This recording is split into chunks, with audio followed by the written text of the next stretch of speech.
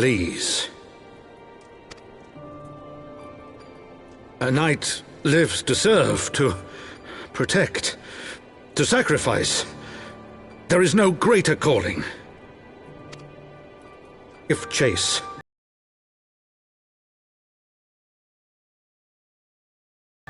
For my son, and for the nation he loved. Go!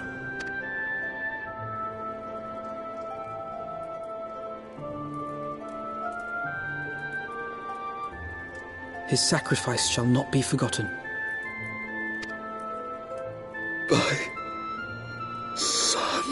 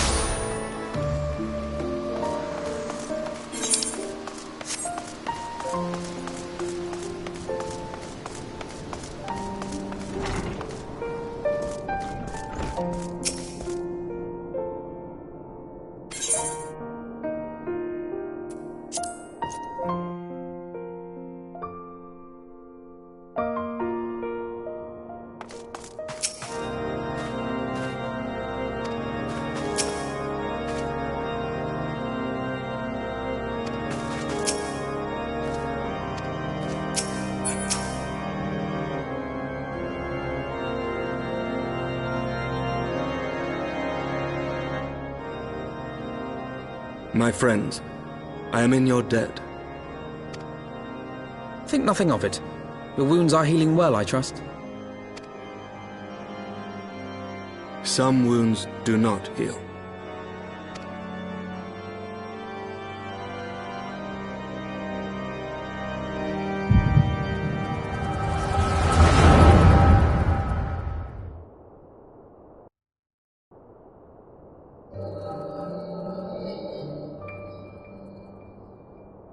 The Founding.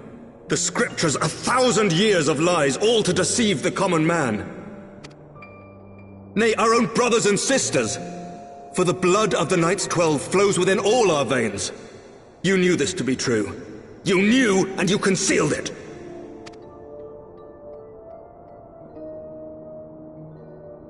I should be interested to hear how you came by this knowledge. But yes, you have the right of it.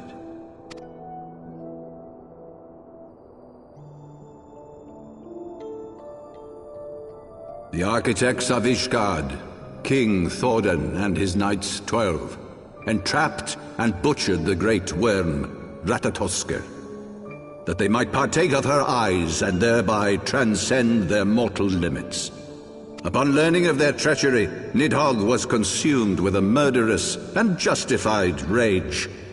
I dare say you know what followed. The great worm slew the king and half of his knights.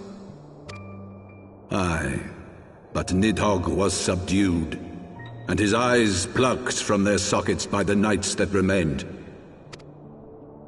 Their one mistake was to show mercy, for from his brother Hreysvelgr did Nidhogg receive a new eye, thus rejuvenating his form and empowering him to embark upon an eternal quest for vengeance.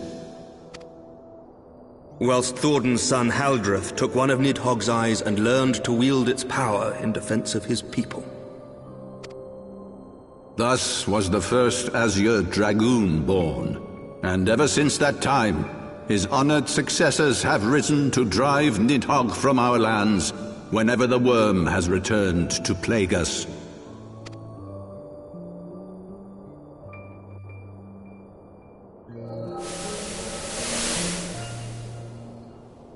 I ask you, my son, will you answer for my sins? Will your son and his son answer for me as well? What do you mean? If a man cannot atone for his sins in the course of his all-too-fleeting life, must his progeny then be held to account? Must every subsequent generation be judged as well?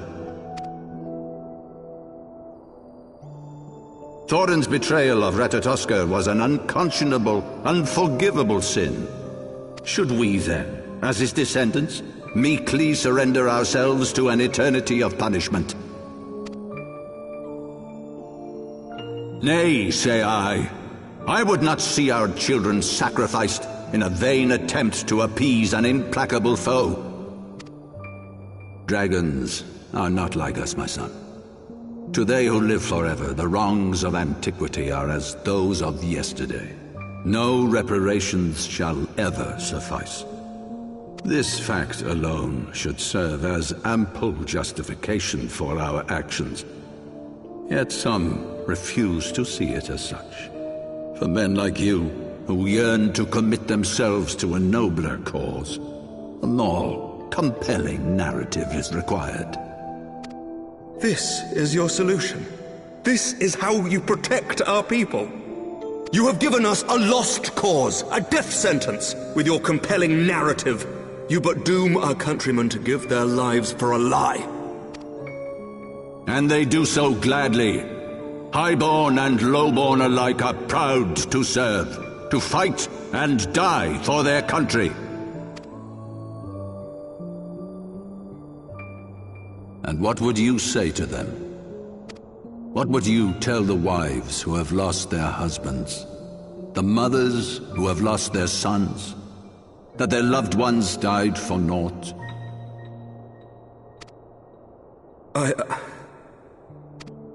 Over the course of 1,000 years, countless men have donned these robes, and every one of them came to accept the necessity of this solution. Once, I hoped you might come to accept it as well.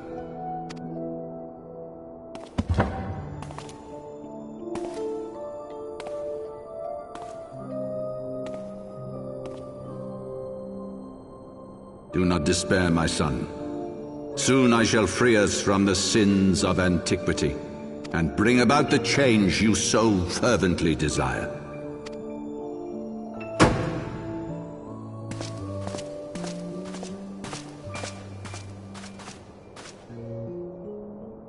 If he has spoken with others, I would have their names.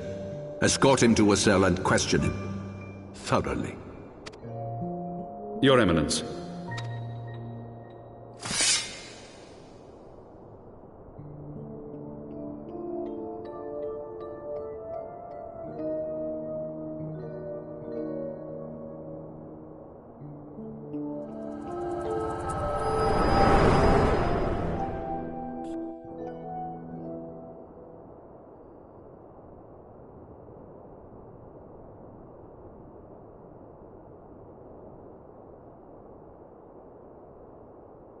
You saw something, did you not?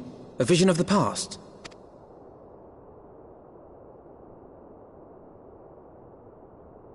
So this is the power of the Echo. Would that it had shown you a finer moment from my past. 'Twas an exercise in futility, as you saw. Faced with the firmity of his conviction and his many ready rejoinders, my words deserted me. To be frank, I am embarrassed to recall it.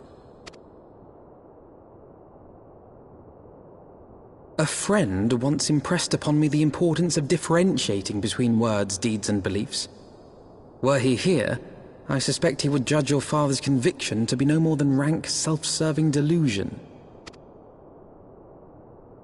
Even so, I cannot help but wonder what manner of change he intends to bring about.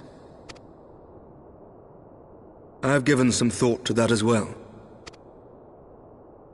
During the battle within the vault, the Heavensward demonstrated strange and unnatural abilities. Aye, the manner in which Sir Zephyrin struck down Lord Haurchefant was unlike anything I've ever seen before. The spectacle called to mind King Thordan and his Knights 12 as they are depicted in scripture, holy powers and all. Mere fabrications, which have become objects of faith, instilled with the belief of countless devoted souls. 7 hells! If Lady Iceheart can use her own body as a vessel for summoning, I see no reason why others could not. Are the Heavensward truly so reckless? Unbelievable! As they fled, my father spoke of Aziz La. Though I know not what he intends, I fear no good shall come of it. His ambitions are too great, and his minions too powerful. We must find the Heavensward and stop my father before it is too late.